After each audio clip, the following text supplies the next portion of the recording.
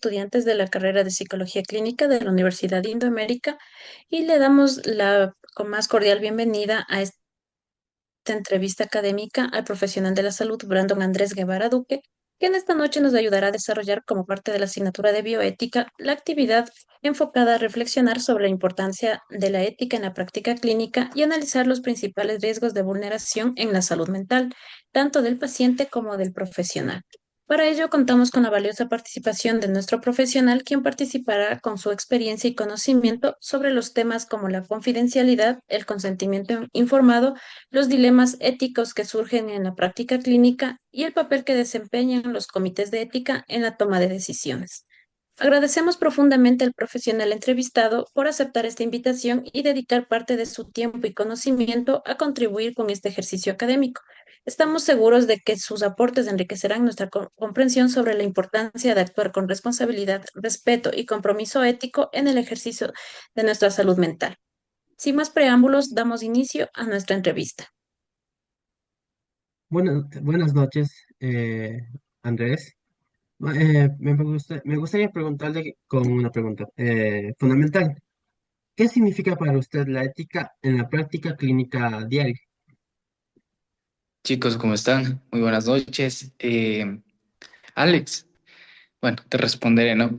Mira, para mí la ética en el día a día del consultorio, la verdad no es un conjunto de reglas congeladas en un código impreso que uno lee por pasar un examen universitario y luego olvida en un instante, ¿no?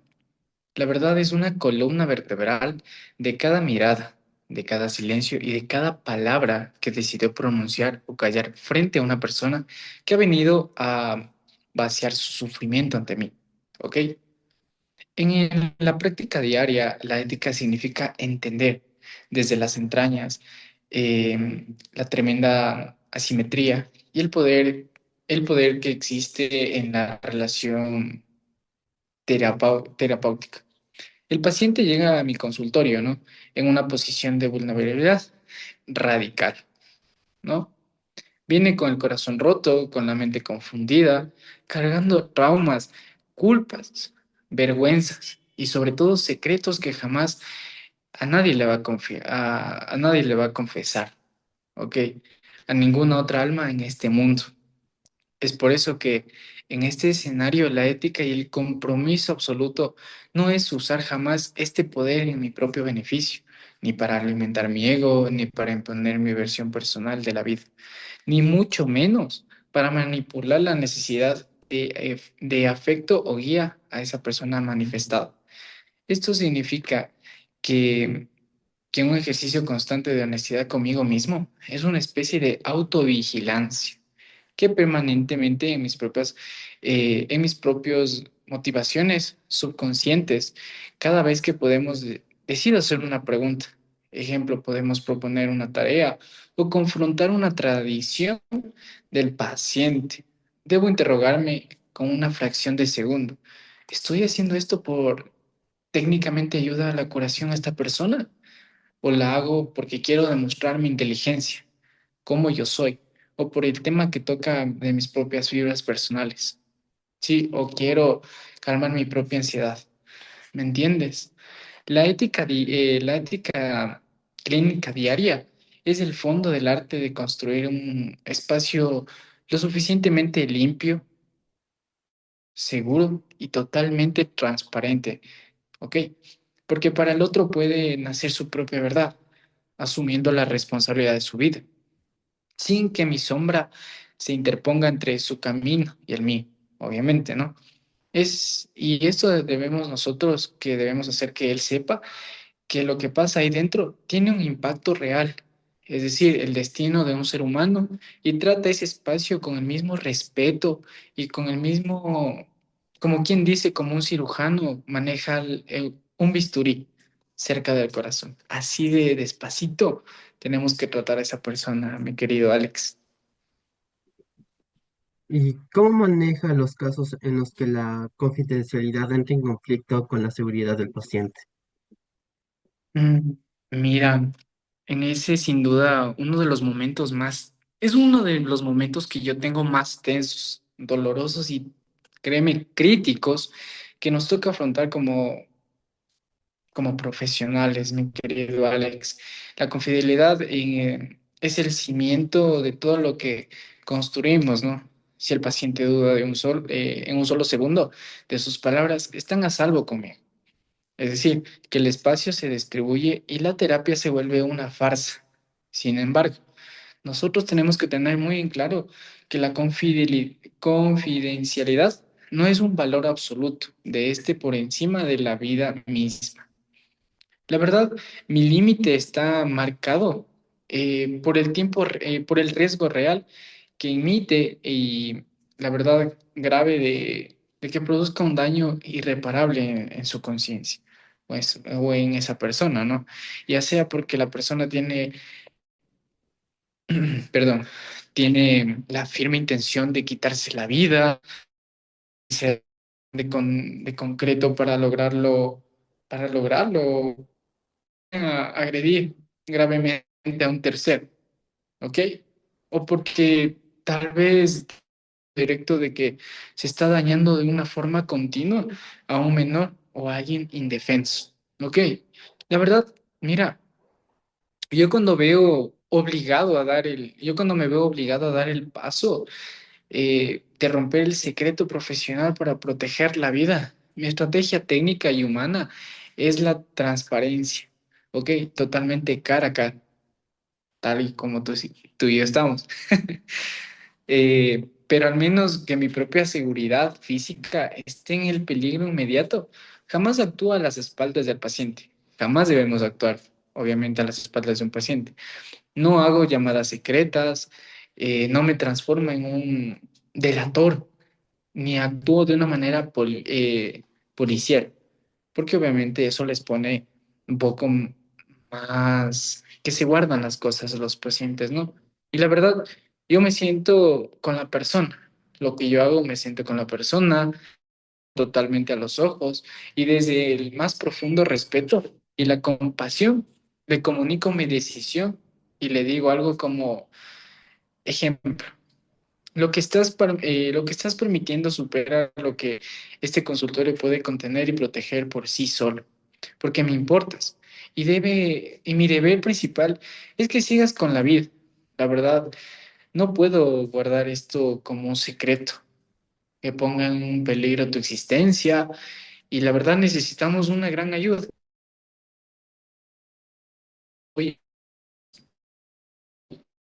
la verdad, con esto yo intento, en la medida de lo posible, que la vida sea algo posible y que el paciente participe con su propia salvación. Le pido que sea él quien elija a quién llamar en ese momento, porque obviamente eh, redactamos juntos una nota de remisión a los servicios de emergencia y la psiquiatra de guardia, ¿ok? Al hacerlo esto, es una manera que obviamente el paciente no experimenta la intervención como una traición o como un acto de castigo, sino como un acto supremo de cuidado. Un límite externo que aparece justo cuando su propio control interno se ha desintegrado sorprendentemente. ¿Ok? Cuando se maneja con esta honestidad brutal, pero sumamente afectuosa, ¿no? Por así llamarlo. Y la verdad, la relación terapéutica no se rompe, al contrario, se llena con una confianza mucho más profunda, porque el paciente comprueba que no juego con su seguridad. Eso, mi querido. Gracias, Guevara. Otra pregunta. ¿Qué papel cumplen los comités de ética en la protección de los pacientes y profesionales?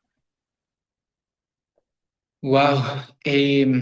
Mira, en el papel y la estructura teórica de los grandes sistemas de salud, los comités de ética cumplen una función que considero valiosa e indispensable, la verdad. Actúan como una suerte de espacio de pensamiento neutro y pues alejando de las pasiones y de la prisa de una urgencia clínica, encargado de vigilar los procesos institucionales o que poseen o que pasen, mejor dicho, por encima de los derechos humanos. y la verdad fundamentalmente de los pacientes. ¿Ok? Tienen la tarea de revisar los protocolos de investigación para que no se use a las personas como conejillos de indias, un ejemplo, ¿no? Sino que podamos asegurar que los documentos que firman los usuarios sean claros y totalmente nos sirvan aguas legales e institucional que si- donde las decisiones médicas con usas como profesionales en la debería espacio de consulta de consulta y para cuando vamos a un dilema, ¿cómo te explico? Totalmente oscuro, ¿no? Donde ninguna opción parece completamente buena, ¿me entiendes? Pero sin embargo, nosotros, y la verdad, basado en mi experiencia práctica, a mí me ha enseñado que en estos comités a menudo sufren de dos grandes problemas en el terreno real. ¿Qué quiere decir con esto? La lentitud burocrática, la falta de especialización en el sufrimiento eh, psico- y además los dilemas de la salud mental que se puede tener esa persona, porque no pueden esperar un mes a que el comité se reúna y de manera ordinaria en una sala de juntas se tiene que resolver en el transcurso de una tarde, o de una crisis, ¿no? Puestos por los abogados. ¿Qué mira la ética desde orgánica? ¿Me entiendes? O buscando evitar demandas legales en las instituciones en donde estas personas acuden, ¿no es cierto? Mucho que la sutileza del vehículo son los fenómenos, perdón, fenómenos de de la transferencia o de un impacto psicológico a lo largo plazo. Y por esta medida forzada, como ¿cómo podríamos decirlo? Como el internamiento involuntario. No sé si has escuchado de aquello. Ok. Em, Sabes que por lo tanto creo que su papel actúa como un protector en el macro en lo macro y en lo legal, ¿me entiendes? Pero en lo micro y ética del consultorio diario, los terapeutas, perdón, solemos encontrarnos en una profunda so- eh, únicamente sus nuevos entornos. Gracias por esta respuesta, Guevara. ¿Y cómo asegura usted que el consentimiento informado sea realmente comprendido por el paciente? Mira, para asegurarnos de que el conocimiento informado sea una realidad psicológica y no un simple trámite burocrático de una simple firma de un papel. Lo primero que hago es desterrar la idea de que se trata de un formulario que se llena en el primer día para cubrirse a las espaldas legales y luego que se archiva para simplemente desaparecer, ¿no? Ya que el consentimiento informado es un proceso vivo, un diálogo continuo que se renueva a lo largo de todas las sesiones y que en el paciente tiene derecho a modificar o revocar en cualquier momento del tratamiento, ya que para mí la clave está en el lenguaje, ¿ok? En la forma en la forma en que estructuro esta conversación inicial donde fijamos obviamente las pautas del trabajo continuo y evito por completo los tecnic- eh, tecnicismos, los tecnicismos médicos. ¿Ok? Y mira, las etiquetas diagnósticas íntimamente a los términos psicológicos abstractos, solo sirven para esa superioridad intelectual. Con esto, con la persona que empillas y caras, es ¿en qué existe que me debo enfocar en este trabajo? ¿Qué cosas podemos esperar del proceso? ¿Cuáles son los límites reales de la confidencialidad? Y también los momentos incómodos o emocionales, e incluso que inevitablemente van a surgir en este recuerdos, ¿no? Traumas o patrones que conduzcan arriesgados. Y obviamente la información ha sido verdaderamente asimilada y no solo se escucha, era educación o su misión de terapeuta.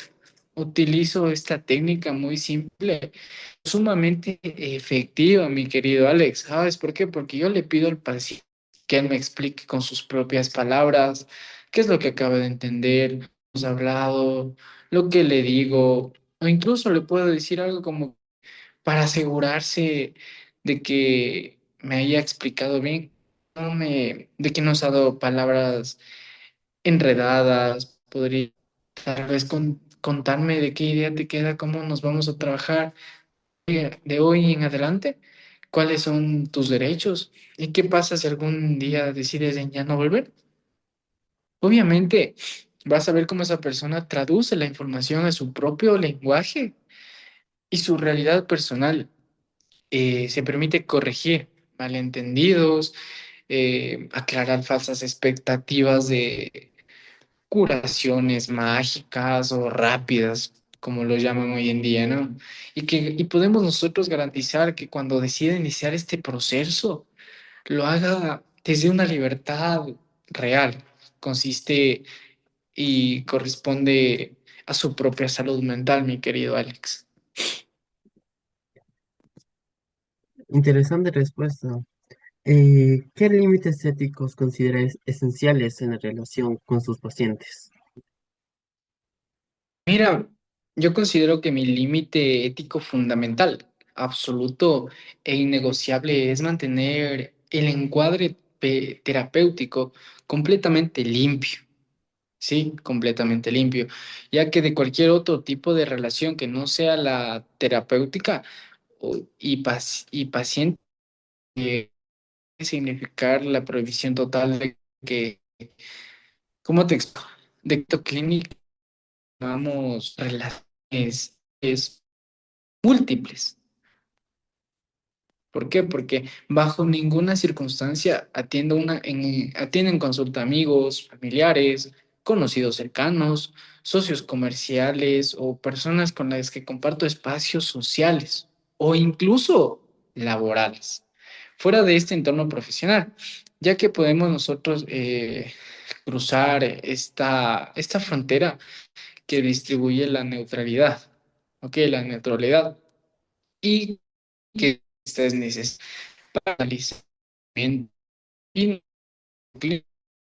y perdón, también y el espacio con expectativas o afectos, dudas morales o intereses cruzados que nada tiene que ver con la cura del paciente.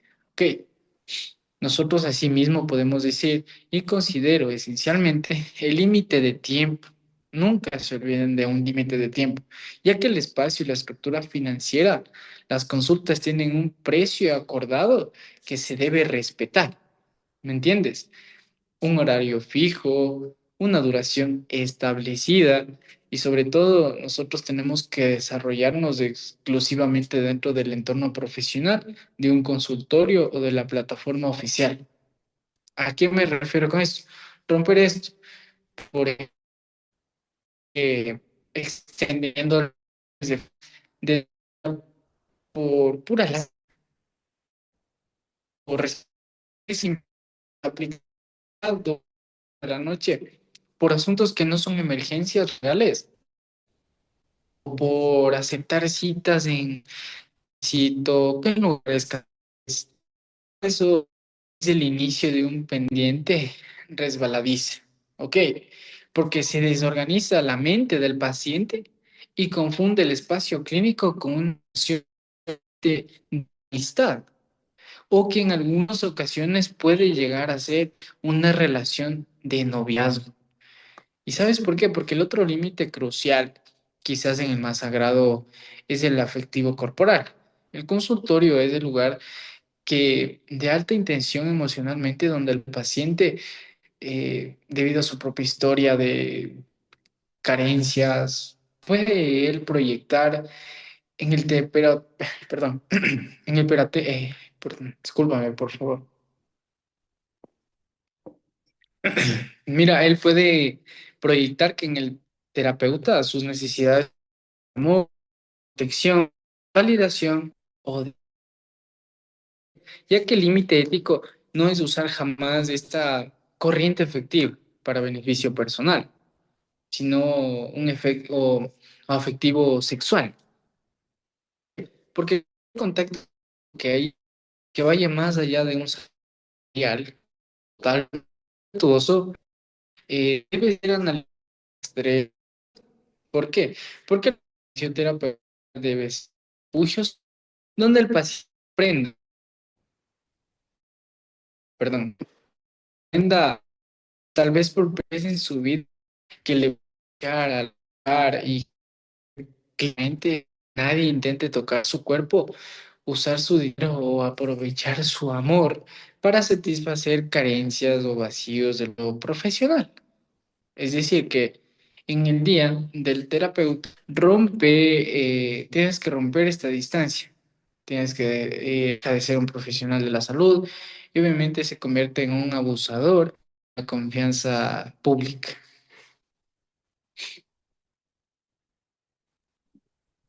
Gracias por esa respuesta, Andrés. Ahorita mi compañero te va a hacer también otro tipo de preguntas. Claro, con mucho gusto. Bueno, Andrés, me presento, soy el estudiante de la carrera de Psicología Clínica Michael Taipe y pues me gustaría iniciar con la siguiente. ¿Qué desafíos éticos son telemedicina o plataformas digitales en la salud mental? Michael, ¿cómo estás? Muy buenas noches. Bueno, mira, la llegada de la terapia virtual y de las plataformas digitales que hoy en día hay, son puertas maravillosas para el acceso a la salud, ¿no? Permitiendo atender a la persona que vive en zonas aisladas o que tienen dificultades de movilidad, pero que también se ha desarmado por completo el encuadre tradicional que nosotros tenemos, ya que dejándonos ante desafíos éticos enormes que todavía estamos aprendiendo a gestionar sobre la marcha, ¿no? El primer gran tema, mira, es la pérdida de control absoluto sobre la privacidad del. Ok, porque el consultorio físico, yo te puedo garantizar que no está escuchando detrás de la puerta de mi oficina, ¿no? Y el espacio está blindado, totalmente seguro para que pueda hablar esta persona. Y en la pantalla yo no tengo una forma de saber si el paciente tiene su pareja, tiene sus padres o incluso pueda tener un tercero escondido detrás de la cámara. O asimismo se está grabando la sesión de forma oculta con un programa informático para mostrarle, no sé, tal vez después a sus amigos, a las redes sociales, como lo es Facebook, TikTok, Instagram. Mira, esta falta de certeza pone en riesgo constantemente el secreto profesional y exige una vigilancia previa muy estricta. Además, la telemedicina a menudo utiliza aplicaciones comerciales, como por decir, como no cumplen con los estándares de seguridad informática, encriptación necesarios para tal vez manejar los datos médicos sensibles y sobre todo dejándonos las confesiones más íntimas de los pacientes expuestos, ¿entiendes? A filtraciones o hackeos de la nube, porque obviamente todo esto se va a una nube. Y mira, el otro desafío, carácter es la pérdida del cuerpo en la consulta, al ver que solo está un rostro recortado en una plantilla cuadrada. Sufrimos también de una amputación de la información no verbal, ¿me entiendes? Que no puede ver cómo está el paciente, si se está moviendo las piernas con angustia, si hay algún temblor sutil en sus manos, o captar detalles que tan humanos como el descuido de una higiene corporal, ¿me entiendes? Por marcas en la piel, su olor, o muchas veces son alarmas directas de una depresión severa, descuidos graves o consumos de sustancias, ya que esto nos aumenta significativamente el riesgo de cometer errores diagnósticos. Nosotros podemos decirlo, ¿no? Y por último, seguridad ante las emergencias. Si atiendo por una videollamada, a alguien que está a cientos de kilómetros, o tal vez en otra ciudad, en otro país, mira, en medio de la sesión entra una crisis suicida ya, pongámosles ese ejemplo, y que está un brote psicótico. ¿Cómo activo una red de emergencia local y si no conozco los hospitales de su ciudad? No tengo contactos allí. O sea, ni siquiera sé su dirección a donde la persona vive. ¿Me entiendes? O sea, cogiendo un riguroso inicio y creando acordes al paciente, hablar, mencionar, eh, dar su sí, ¿me entiendes? Y darnos un contacto de emergencia, ya sea el papá, la mamá, la pareja, un amigo cercano, pero que pueda comunicarse ese rato, ¿no? Y que obviamente si algo tal vez que no nos afecte a nosotros como profesionales. Y eso, mi querido Michael. Listo. Mi siguiente pregunta sería, ¿cómo maneja las presiones institucionales que pueden entrar en conflicto con la ética clínica? Bueno, ¿qué es la presión de las instituciones, ya sean hospitales públicos, privados, eh, todas vinculadas a grandes empresas de seguros médicos? Es uno de los ejercicios, ¿cómo te explico?, de resistencia y de entereza más difíciles de nuestra profesión. ¿Por qué? Porque el conflicto ético casi siempre es el mismo. La institución funciona bajo una lógica de mercado, perdón, de presupuesto, de rendimiento estadístico, donde lo que importa es la rapidez. ¿Me entiendes? Pero es tener límite. Entonces, la rotación de las camas y la reducción máxima de costos, mientras que la ética clínica funciona bajo la lógica del cuidado humano. Y esto requiere tiempo, respeto absoluto a los procesos individuales, de que podemos nosotros escuchar, pausar y obviamente la calidad en la... Y cuando una jefatura médica o un protocolo administrativo me exige dar una alta médica apresurada, porque las sesiones asignadas es a la póliza, ¿no? De seguro que se terminaron o cuando el sistema público me obliga a ver a 12 o 15 pacientes, imagínate, dedicándole apenas 15 o 20 minutos cada uno. O sea, me, me planto firmemente desde mi responsabilidad profesional y de ontología. Y mira, la verdad, de mi forma de manejo es a través de una resistencia activa, formal y totalmente estrictamente documentada. ¿Por qué? Porque con esto no limito a quejarme en los pasillos o una forma estéril o discusiones verbales que se lleva al viento, por así decirlo. Y mira, la verdad, con esto trato de finalizar tu pregunta porque me pongo un espejo ético y legalmente y legal frente a la institución, donde protejo los derechos fundamentales del paciente y también resguardo mi propia responsabilidad legal y profesional. Eso, mi querido Michael. De preguntas, Andrés, mi última pregunta sería, ¿cuál es la responsabilidad ética del psicólogo frente a la sociedad más allá de la consulta clínica? Mira, Michael, la práctica de la psicología suele asociarse casi exclusivamente al espacio privado de la clínica. Sin embargo, los códigos deontológicos internacionales como las del APA o las de EFPA sostienen que los psicólogos es ante todo un científico y un ciudadano con una responsabilidad social extendida.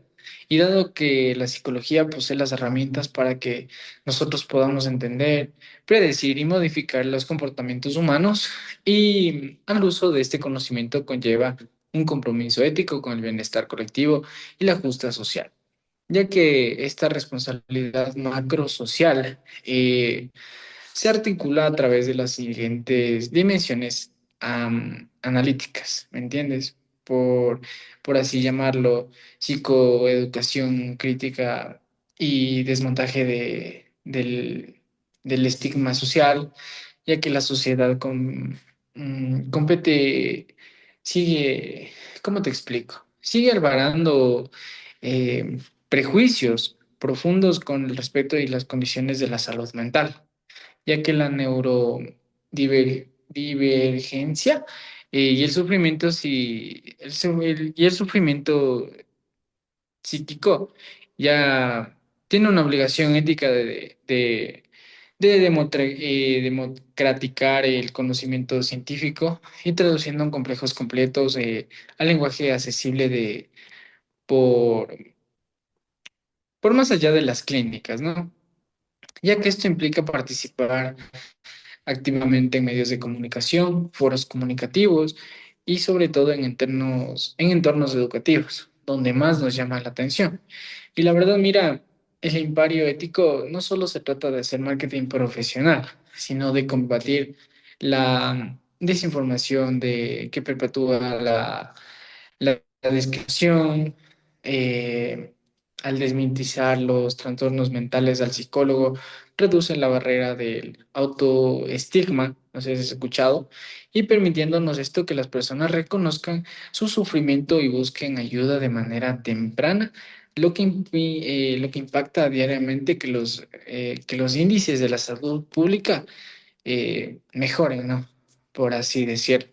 Y mira, en la incidencia de las políticas públicas y diseños de entornos saludables.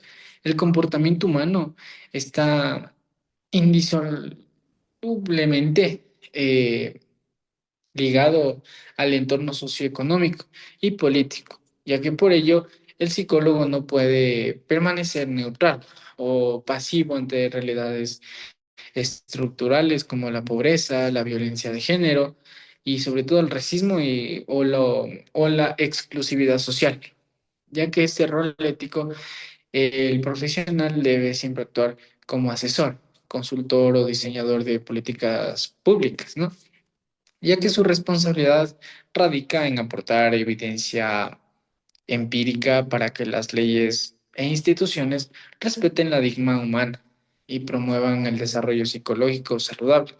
Por ejemplo, podemos intervenir el diseño de planes de educación emocional en las escuelas, en servicios en cárceles o de salud ocupacional para erratizar el acoso laboral, ¿me entiendes? Y también debemos tener una intervención de crisis comunitarias o catastróficas frente a eventos disruptivos en escala, desastres naturales, crisis sanitaria global, conflictos armados o casamientos forzados, ya que el sufrimiento psíquico es colectiva, ¿no?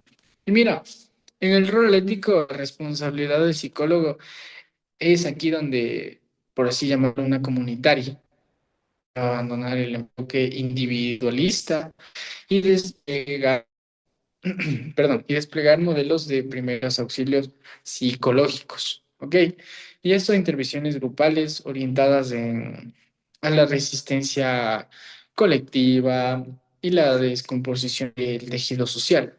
Ignorar que estas crisis son mercantilizadas, es una gran falta grave, ¿no?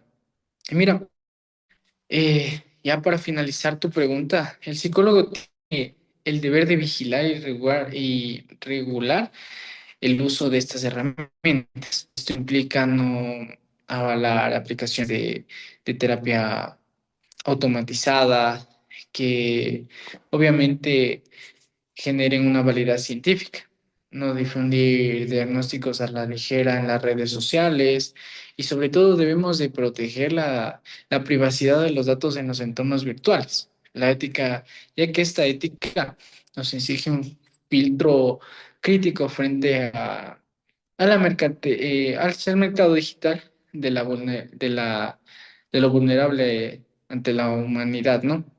Y mira, la salud mental es un bien público que debe ser protegido en charla y, y así, eso mi querido Michael, Listo, Andrés, te agradezco mucho por tus respuestas y por tu tiempo.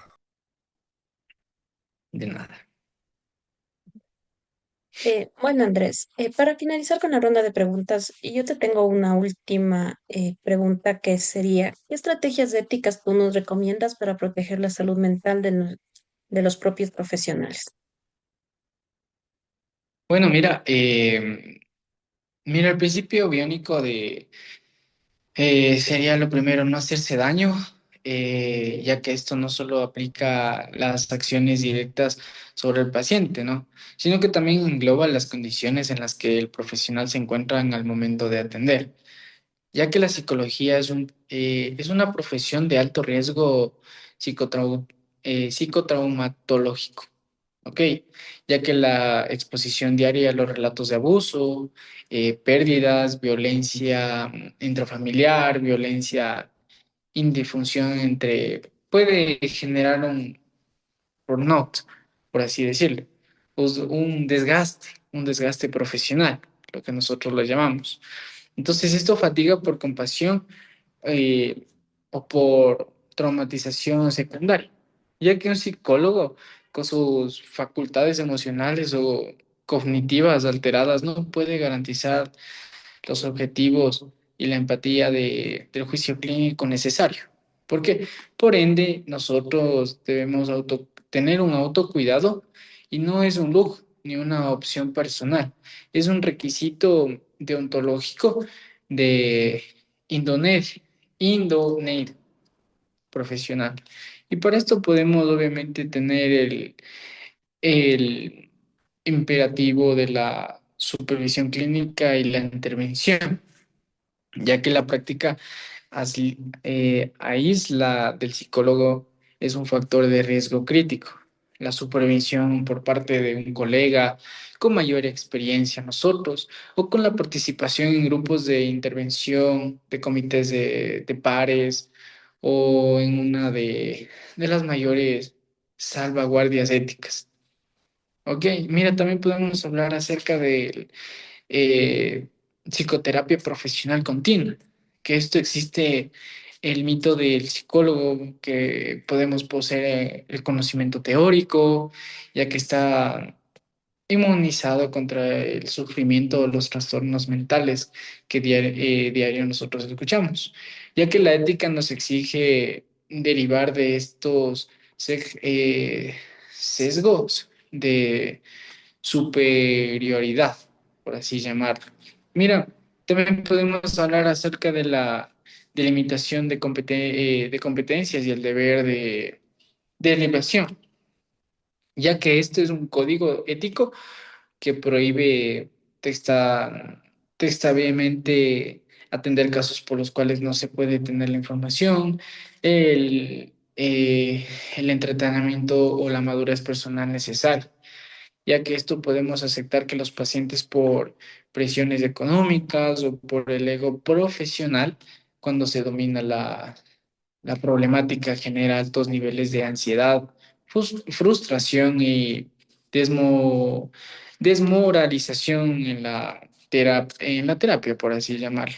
También tenemos la gestión ética de la carga laboral y el establecimiento de encuadres rígidos, ¿ya?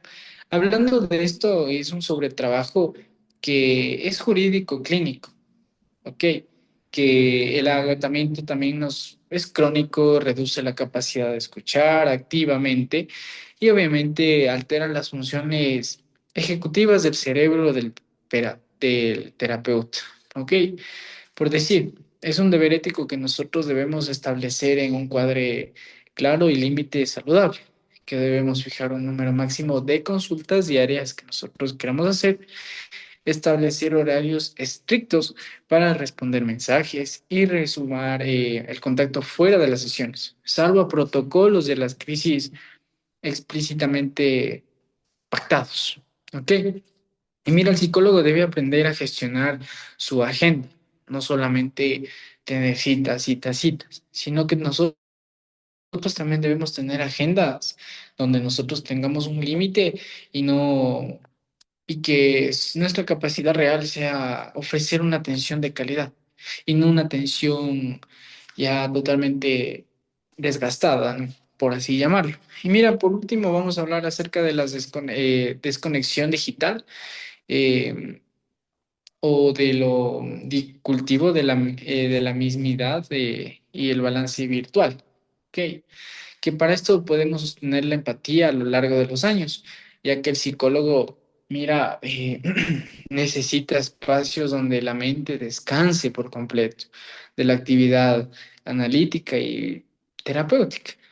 Aquí llevamos con esto, a que la cultividad de actividades artísticas, intelectuales o físicas totalmente ajenas a la psicología es vital. ¿Por qué? Porque construimos una red de apoyo personal. ¿A qué llamamos esto? Amigos, familiares, y donde se ejerce el rol de terapeuta del grupo, por así llamar, el especialista del grupo, ¿no? Y esto permite al profesional recordar su identidad más allá de su rol laboral. Y eso, mi querida Pau. Muchas gracias, Andrés. Queremos agradecerte sinceramente por haber compartido estas experiencias y conocimientos sobre la ética en la práctica clínica y también la protección de la salud mental, tanto de nuestros pacientes como de nosotros como futuros profesionales. Los aportes que tú nos has brindado en esta ocasión nos han permitido comprender qué principios como la autonomía, la beneficencia o la no maleficencia nos permiten mejorar como humanos y como profesionales de futuros psicólogos clínicos. Asimismo, queda claro que los dilemas éticos forman parte del ejercicio profesional y que requieren un análisis más cuidadoso por nuestra parte, apoyado siempre en los principios bioéticos y los códigos deontológicos. Cuando sea necesario, la orientación de los comités de ética, pues acá tú nos has explicado de una manera muy clara y concisa que es muy necesario la intervención de estos. Como estudiantes, esta entrevista nos ha permitido fortalecer nuestra formación profesional para reafirmar la importancia de ejercer la psicología con una responsabilidad y compromiso. Queremos agradecerte por tu tiempo y disposición y la valiosa colaboración y desearte una buena noche y éxitos en tu profesión. Igualmente, chicos, que les vaya muy bien y